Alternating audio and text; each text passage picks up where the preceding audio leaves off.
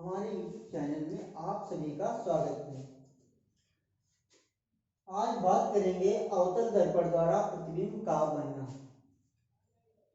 हम लोग सीख पाएंगे अवतल दर्पण द्वारा प्रतिबिंब का बनना, जो तीसरा वीडियो लगभग है, और ये इसके बाद में अगले वीडियो के बाद में हमारी थ्योरी समाप्त हो जाएगी और इसके बाद में न्यूमेरिकल शुरू होगी। अच्छा, तो अवतल दर्पण द्वारा प्रतिबिंब का बनना, इसके बारे में हम जान पाएंगे। तो पहली हेडिंग है, जब वस्तु अनंत पर रखी हो। तो जब वस्तु अनंत पर रखी हो तो हम डायग्राम में समझेंगे पहले। तो ये अवतल दर्पण हमने बना लिया, अनंत पर वस्तु रख दी गई।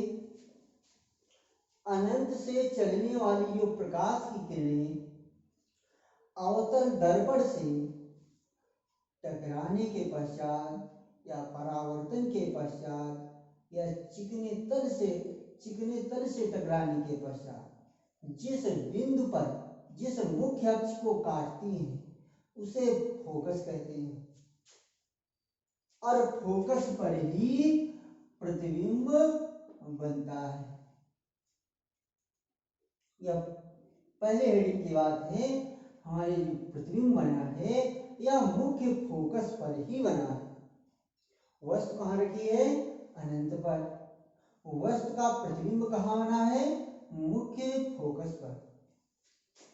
तो यही हमारा आंसर होगा। तो आंसर में क्या लिखेंगे? जब वस्तु अनंत पर रखी हो तो वस्तु का प्रतिबिंब वास्तविक, उल्टा तथा बिंदु आकार का या अत्यंत छोटा, और कहां पर बनेगा? मुख्य फोकस पर बनेगा। ठीक है। दूसरा प्रश्न, दूसरा हेडिंग आती है इसमें, जब वस्तु वक्रता केंद्र तथा अनंत के बीच कहीं पर रखी हो। तो वस्तु वक्रता केंद्र तथा अनंत के बीच, डॉट डॉट किए हैं इधर अनंत, तो वक्रता केंद्र तथा अनंत के बीच रखी है। ये क्या है? वस्तु। क्या रखी है? वस्तु। वस्तु को ओ से निरूपित करते हैं। ए भी वस्तु रखी है। वस्तु से चलने वाली प्रकाश की किरणें अवतल दर्पण से परावर्तन के पश्चात जिस मुख्य अक्ष को काटती हैं वहां पर बनता है प्रतिबिंब। और दूसरी किरण हमें निकलेगी वक्रता केंद्र से। वक्रता केंद्र से निकलेगी तो इसमें एक शर्त यह है कि जो वक्रता केंद्र से प्रकाश की किरण जाएगी वह अपने मार्ग पर ही वापस लौट आती है, अथवा विचलित नहीं होती है। अब यह वक्रता केंद्र से जो प्रकाश की किरण परावर्तन होती है, फिर फोकस से परावर्तन होती है। दोनों किरणें आपस में जहां पर मिलती हैं वहीं पर क्या बनता है? प्रतिबिंब। क्या बनता है? प्रतिबिंब। इसे आई से निरूपित करते हैं, इसे कहते हैं प्रतिबिंब। प्रतिबिंब।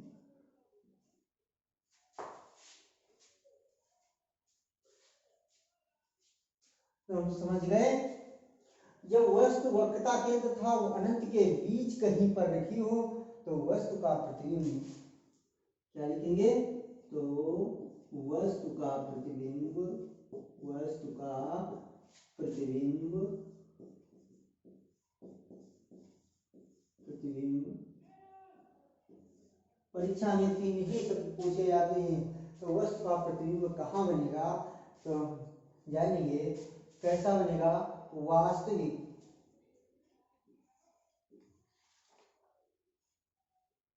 वास्तविक। और कैसा होगा? उल्टा, वास्तविक उल्टा। और यह बिंदु आकार का था पहला, और दूसरे में क्या है? बिंदु आकार का नहीं है, परंतु यह वस्तु से छोटा है। तो वास्तविक होगा उल्टा होगा और वस्तु से छोटा होगा, वस्तु से छोटा। और कहां पर बनेगा? मुख्य फोकस तथा वक्रता केंद्र के बीच। मुख्य फोकस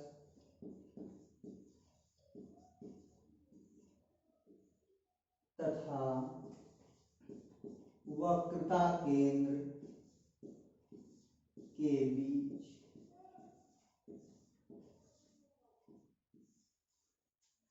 समझ गए? देखिए पहला था जब हम वस्तु वक्र अनंत पर रखते हैं तो वस्तु का प्रतिबिंब मुख्य फोकस पर बनता है और कितना बड़ा? बिंदु आकार का बनता है। वास्तविक उल्टा तो होगा, वास्तविक उल्टा तथा बिंदु आकार का बना। दूसरी स्थिति में क्या होगा? वास्तविक उल्टा तथा वस्तु से छोटा बनता है। तीसरी हेडिंग जान पाएंगे।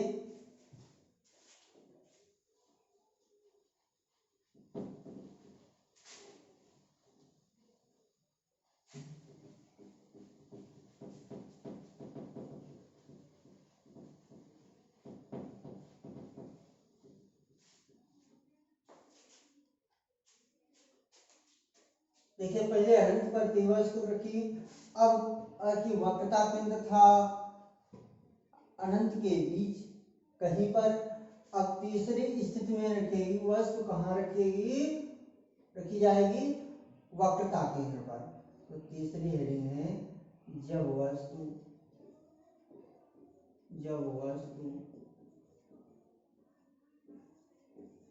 वक्रता केंद्र पर रखी, वक्रता केंद्र पर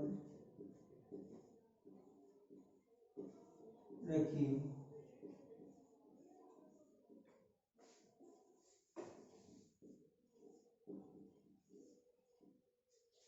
वस्तु वक्रता केंद्र पर, अब कहाँ रखेगी वस्तु? रखी जाएगी वस्तु वक्रता केंद्र पर। तो हम पहले डायग्राम में समझ पाएंगे।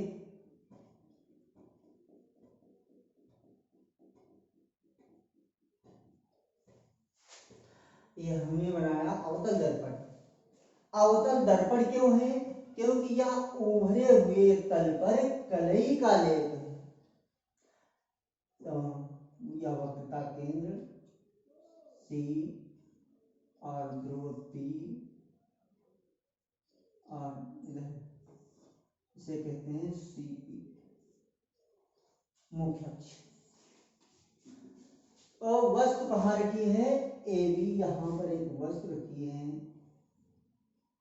AB, A और B ये बिंदु है, यहाँ पर है वस्तु। इसे O से निरूपित करते हैं। ठीक, यहाँ से प्रकाश की किरण चलेगी कहाँ? अवतल दर्पण की ओर। तो अवतल दर्पण पर क्या होगा? चिकने तल पर प्रकाश का परावर्तन। तो परावर्तन के पश्चात जिस मुख्य अक्ष को काटती है, परावर्तन के पश्चात जिस मुख्य अक्ष को काटेगी उसे क्या कहते हैं? फोकस। उसे क्या कहते हैं? फोकस। अच्छा, दूसरी किरण कहां से निकलेगी? अब कहां से निकलेगी? वक्रता केंद्र से, वो नहीं फोकस से। दूसरी किरण कहां से निकलेगी? फोकस से।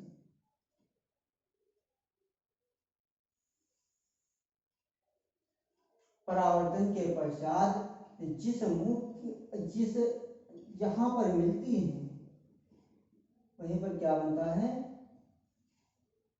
प्रतिबिंब।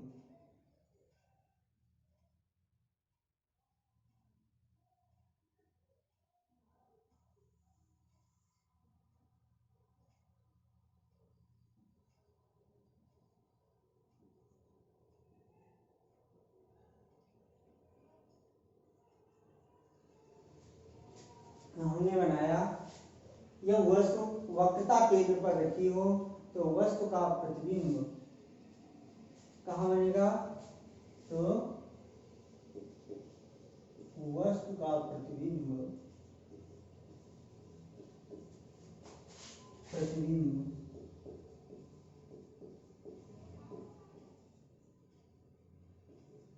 प्रतिबिंब वास्तविक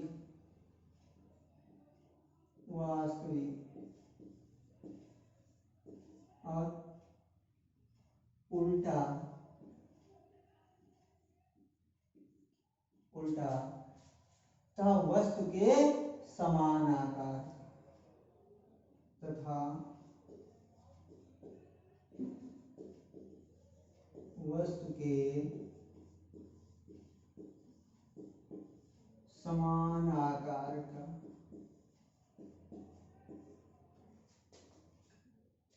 प्रतिबिंब वास्तविक उल्टा तथा वस्तु के समान आकार का बनता है।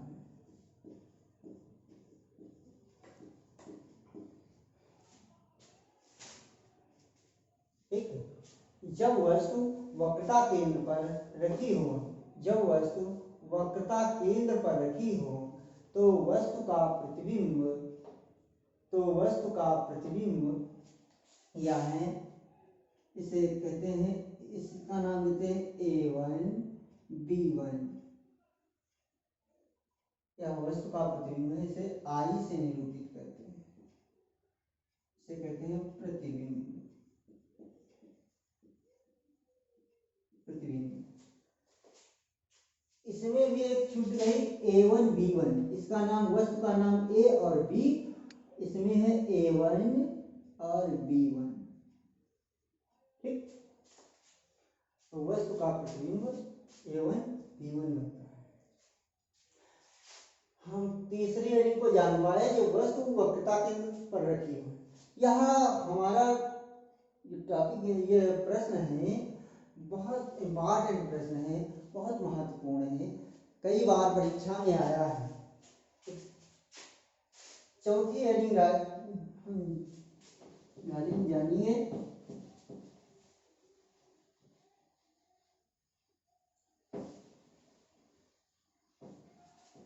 देखिए एक में हो गया यह वस्तु का प्रतिबिंब कहाँ बना, फोकस पर। दूसरा वस्तु का प्रतिबिंब कहाँ बना, फोकस तथा वक्रता केंद्र के बीच। तीसरा प्रतिबिंब कहाँ बना, वक्रता केंद्र पर।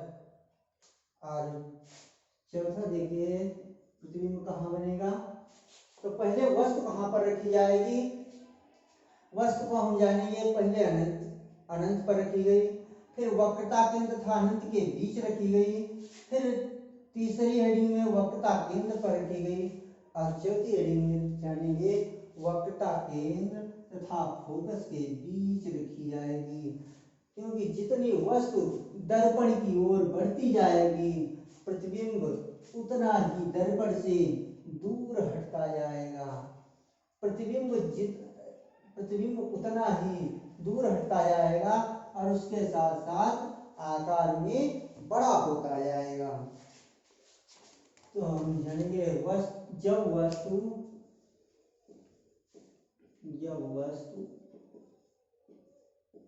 वक्रता केंद्र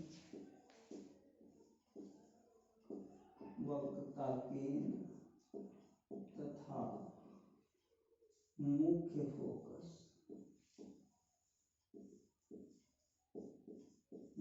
फोकस के बीच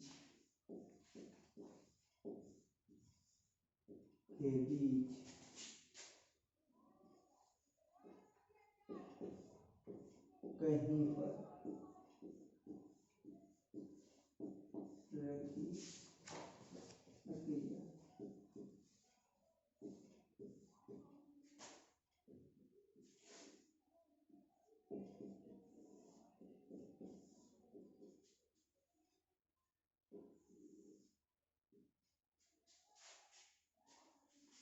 डायग्राम बनाएंगे।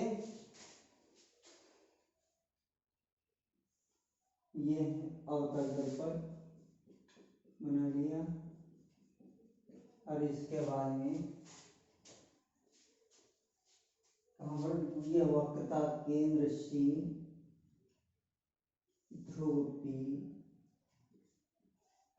और मुख्य एक्सिस सी पी। तो अब वक्रता केंद्र सी और कहाँ वक्रता केंद्र था फोकस के बीच में कहीं पर रखी जाएगी। तो वक्रता केंद्र था ध्रुव पी, इसके बीच यानी इसकी आधी होती है, तो फोकस कितना होता है आधा। तो वक्रता केंद्र सी तथा ध्रुव पी के बीच में क्या होगा एफ यानी फोकस। अब इसके बीच में कहीं पर वस्तु रख दो, तो कहीं पर वस्तु रखी है ए और बी, ये क्या रखी है वस्तु ओ।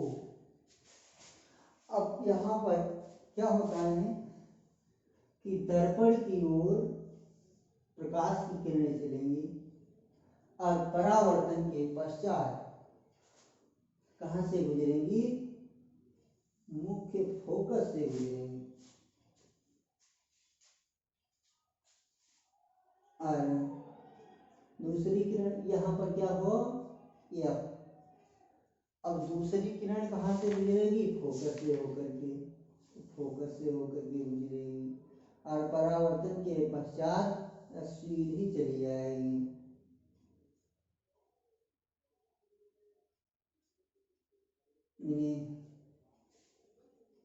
इधर मुख्य अक्ष निकाल दो, इधर कर दो मुख्य अक्ष सी पी, सी और पी। अब दोनों किरणें जहाँ पर ये मिलेंगी गुजरेंगी वहाँ पर क्या होगा, काटेंगे एक दूसरे को, वहाँ पर क्या बनेगा प्रतिबिंब A1 और B1। इसे I से निरूपित करते हैं।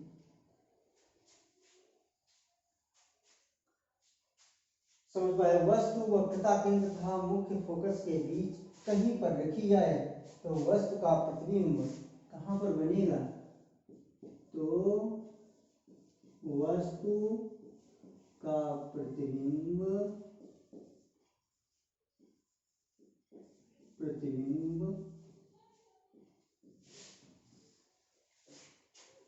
कैसा बनेगा, वास्तविक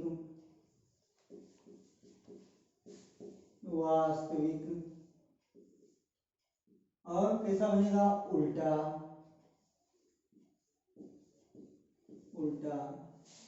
और कैसे बनेगा, वस्तु के आकार से बड़ा, वस्तु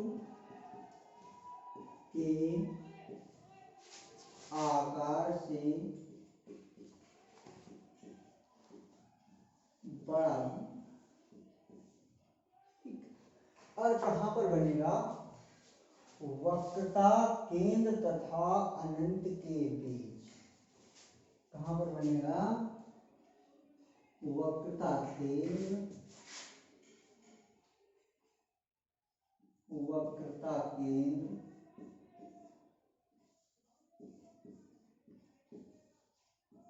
तथा अनंत के बीच।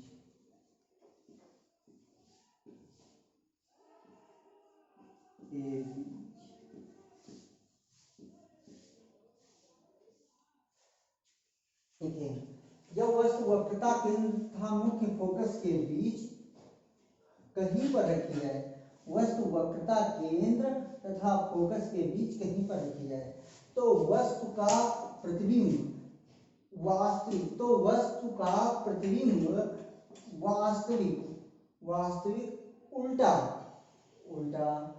वस्तु के आकार से बड़ा, वस्तु के आकार से बड़ा। और वक्रता केंद्र पर कहां पर बनेगा, वक्रता केंद्र तथा अनंत के बीच, यानी प्रतिबिंब कहां पर बनेगा, वक्रता केंद्र तथा अनंत के बीच। हम चौथी आईडी को जान गए। इसकी स्थितियां 6 होती हैं, अभी हम जान पाए 4, 2 बाकी हैं। तो हम 5वीं स्थिति को जानेंगे।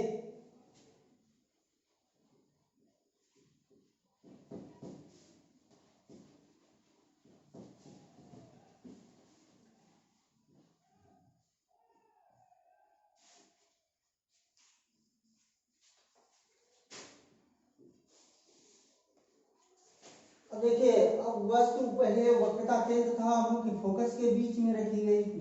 अब कहाँ पर रखी जाएगी वस्तु? मुख्य फोकस पर। कहाँ पर रखी जाएगी?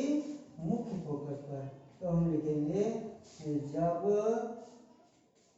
वस्तु मुख्य फोकस पर रखी हो। तो इसके बाद में हम क्या बनाएंगे? डायग्राम बना लेते हैं।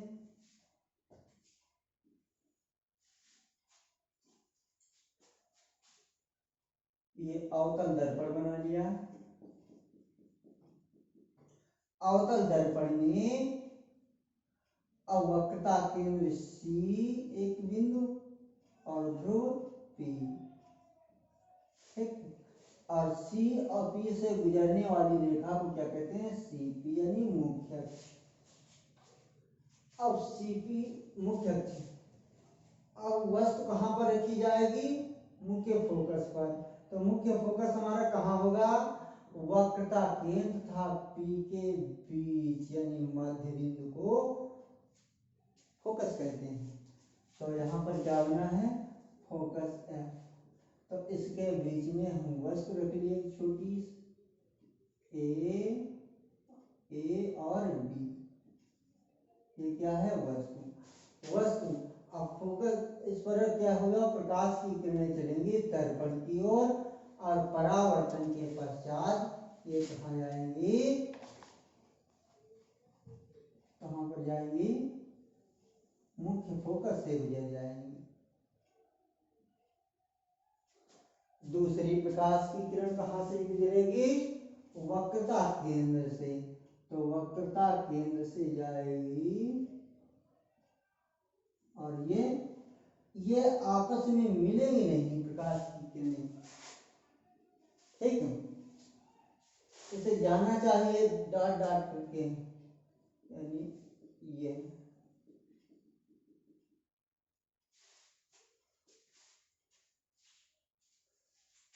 तो ये प्रकाश की किरणें इधर जाना चाहिए। प्रकाश की किरणें क्या है? अनंत पर। तो इसका प्रतिबिंब कहाँ बनेगा? अनंत पर। कैसा बनेगा? वास्तविक उल्टा। जब वस्तु मुख्य फोकस पर रखी हो तो वस्तु का प्रतिबिंब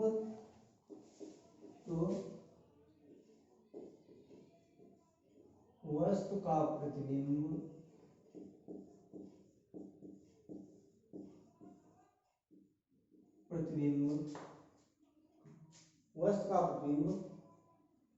वास्तविक यानी वास्तविक और आभासी का कोई ज्ञान नहीं होता है, क्योंकि अनंत पर हमें दिखाई नहीं देता है।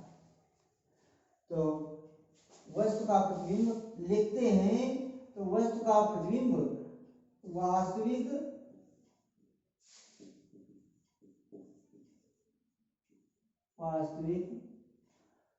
उल्टा या बड़ा, उल्टा और बड़ा इसका भी ज्ञान नहीं होता है। लेकिन हमारी जो इस प्रकार से अनंत पर वस्तु रखी गई थी तो प्रतिबिंब छोटा होना था। जितने वस्तु दर्पण की ओर आती गई प्रतिबिंब उतना ही बढ़ता गया। तो उसी के अनुसार हम लिखते हैं कि वास्तविक उल्टा और सीधा का कोई ज्ञान नहीं होता है। वास्तविक उल्टा और कैसा बनेगा? वस्तु के आकार से अत्यंत बड़ा बनेगा। वस्तु के आकार से, यानी अत्यंत बड़ा, अत्यंत बड़ा।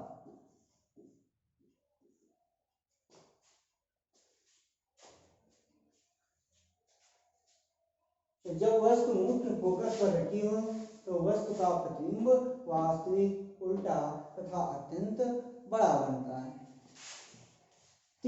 अब जानिए।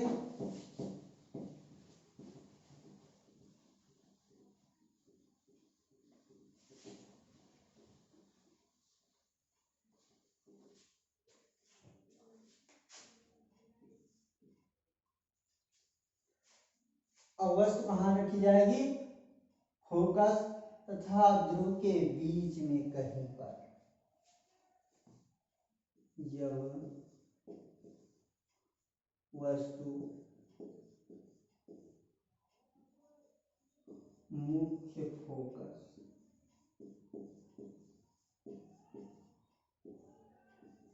मुख्य फोकस तथा ध्रुव के बीच कहीं पर, ध्रुव के बीच, जब वस्तु मुख्य फोकस तथा ध्रुव के बीच कहीं पर रखी हो।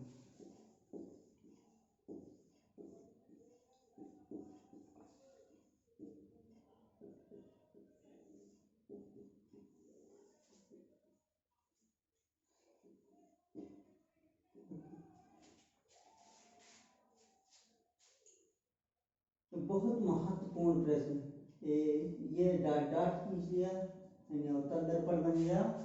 वक्रता केंद्र सी, ध्रुव पी, और सी और पी से गुजरने वाली रेखा को क्या कहते हैं? सीपी, यानी मुख्य अक्ष। अच्छा, इसके बाद में सी और पी के मध्य बिंदु को क्या कहते हैं? फोकस, यानी एफ, फोकस। अब फोकस, मुख्य फोकस तथा ध्रुव के बीच में कहीं पर वस्तु रखी गई है, ए और बी। अब देखिए, यहाँ से प्रकाश की किरण का परावर्तन होता है, तो पहली प्रकाश की किरण जो जाएगी यह मुख्य फोकस से होकर गुजर जाएगी। दूसरी प्रकाश की किरण वक्रता केंद्र से होकर जाएगी, दूसरी प्रकाश की किरण वक्रता केंद्र से होकर जाएगी, और यह दर्पण के दूसरी ओर निकल जाएगी, यानी डॉट डॉट करके।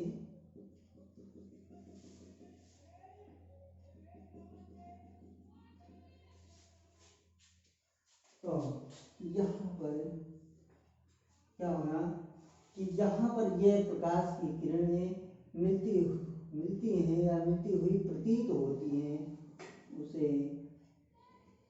अवतल दर्पण का प्रतिबिंब कहते हैं। A1 B1, ये क्या है? प्रतिबिंब,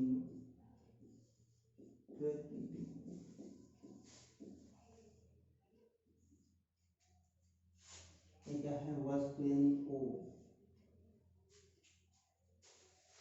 तो जब वस्तु मुख्य फोकस तथा ध्रुव के बीच कहीं पर रखी हो तो वस्तु का प्रतिबिंब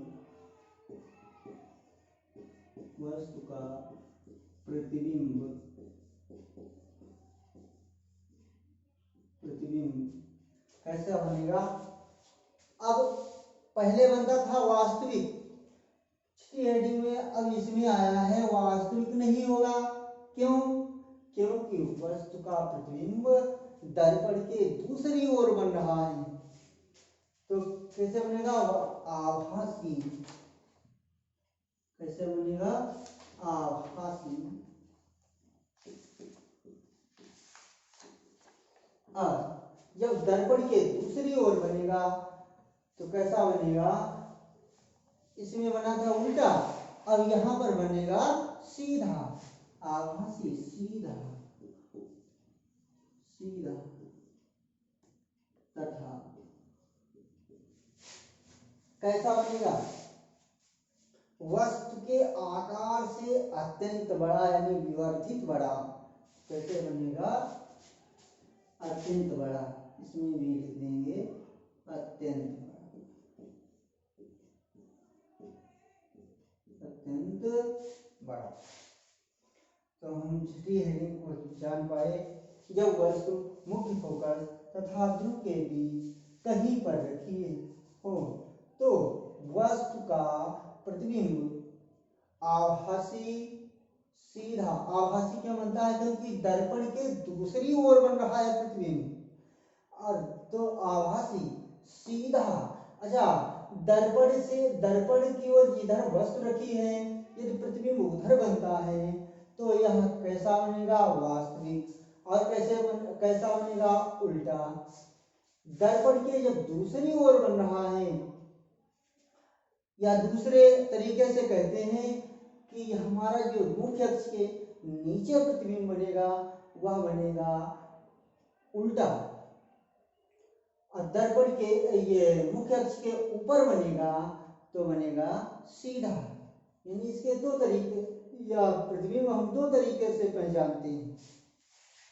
तो यह दर्पण इधर देखिए, इन सभी में दर्पण की ओर यानी वस्तु जिधर रखी है उधर ही प्रतिबिंब बन रहा है। मुख्य अक्ष के ऊपर वस्तु रखी गई है तो वस्तु यानी सीधी है, मुख्य अक्ष के नीचे जो प्रतिबिंब बनता है तो यह उल्टा हो गया। ठीक इसी प्रकार से हम छठी हेडिंग को विधिवत जानेंगे, क्योंकि देखिए यहाँ पर वस्तु रखी है, वस्तु मुख्य अक्ष के ऊपर रखी हुई है तो वस्तु का आकार सीधा है। दर्पण के दूसरी ओर हमारा प्रतिबिंब बन रहा है तो कैसा होगा, यह आभासी। हमने बताया मुख्य अक्ष के ऊपर जब प्रतिबिंब बन रहा है तो कैसा होगा, सीधा। आकार में वस्तु से विवर्धित बड़ा बनता है, अत्यंत बड़ा बनता है।